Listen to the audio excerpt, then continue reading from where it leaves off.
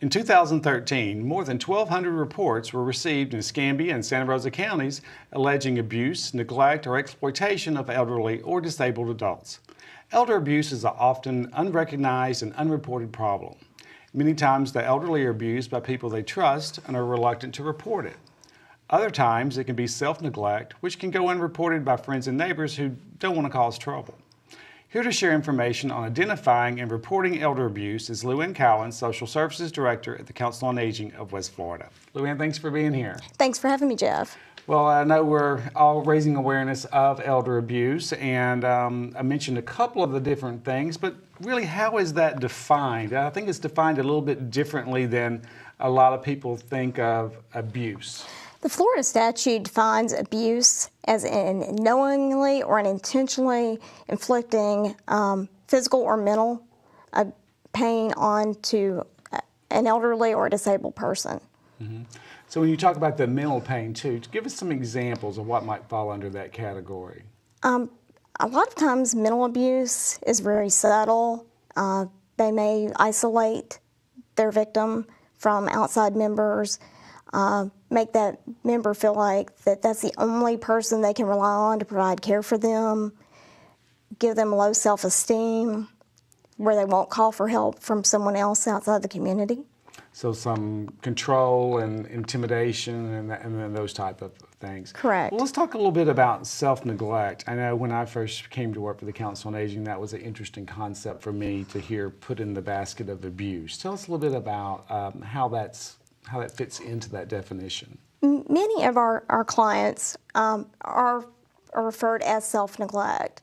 And there's subtle things. You may notice that due to health or age, they can no longer mow the yard, clean the house. Maybe they cannot perform all the activities of daily living like bathing and dressing and feeding themselves.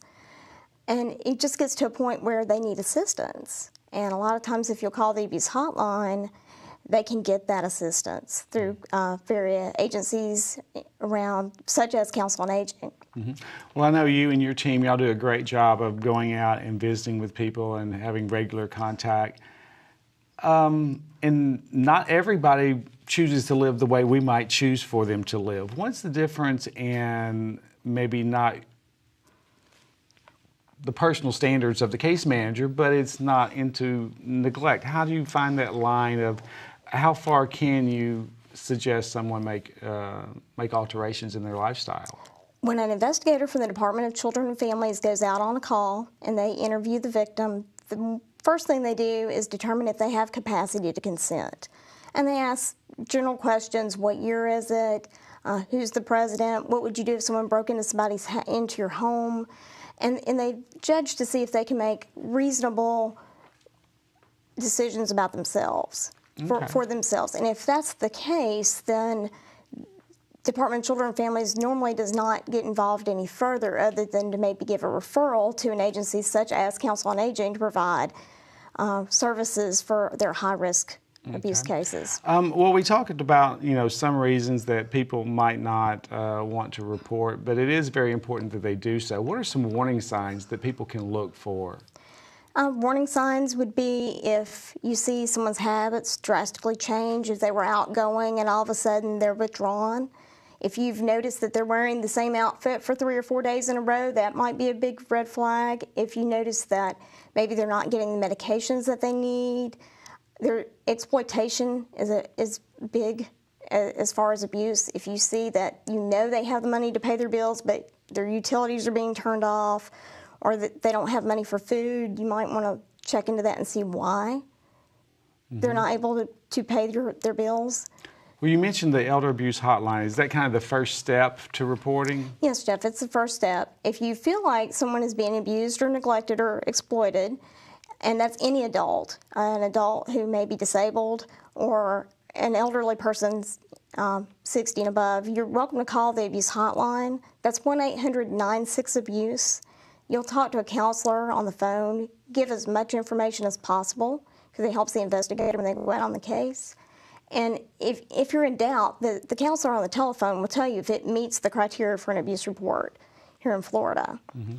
Now, I understand they do ask the caller to give their name, but they don't, if if it is requested, they will not give that name to the person that they're investigating. Is that correct? Correct. You can report anonymously, you can call in, you can fax in your report, you can go online and they will make a report.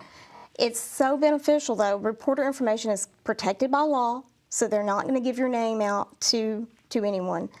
But that gives a chance for that investigator to contact you and ask more detail, everything that you know. And it's also good for you as a reporter because then you know that there has been an investigator assigned to it and they're actually doing something on the case. Why do you think there are so many cases in Escambia and Santa Rosa County? Do you think it's because the public is educated to report, or is this a larger problem that exists, or a little of both?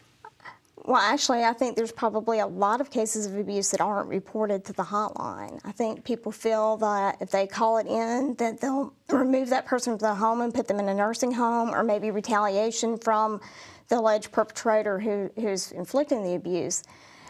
We are educated here in Northwest Florida. We had 1,700 cases in Escambia, Santa Rosa, Okaloosa, and Walton counties last year. We're already over 1,900 reported cases this year. So I think getting the word out is beneficial, and we appreciate all calls. Well, let's say they do an investigation and they find there is merit to the report. What happens in that case?